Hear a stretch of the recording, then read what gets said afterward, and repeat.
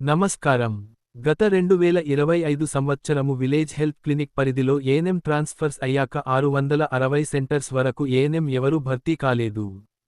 గత 8 నెలలుగా రాష్ట్రంలోని 660 విలేజ్ హెల్త్ క్లినిక్స్లో ఏఎన్ఎంలు లేకపోవడం అత్యంత విచారకరం. ఏఎన్ఎంలు లేని కారణంగా కమ్యూనిటీ హెల్త్ ఆఫీసర్స్లు ఏఎన్ఎం జాబ్ చార్ట్ కూడా భుజాలమీద వేసుకొని ఫీల్డ్ వర్క్కు వెళ్లాల్సి వస్తోంది. దీనివల్ల సెంటర్లలో మేము అందుబాటులో ఉండటం లేదని ప్రజలు, మీడియా నుంచి తీవ్రమైన వ్యతిరేకతను ఎదుర్కొంటున్నాము. రెండు పనుల భారం, డ్యూయల్ జాబ్ రోల్ వల్ల కమ్యూనిటీ హెల్త్ ఆఫీసర్లు తీవ్ర శారీరక అలసట, ఆరోగ్య సమస్యల పాలవుతున్నారు. పని భారం పెరిగినా, ఇన్సెంటివ్స్లో కోతలు విధించడం అన్యాయం. మాకు పూర్తి ఇన్సెంటివ్స్ మరియు అదనపు వేతనం చెల్లించాలి.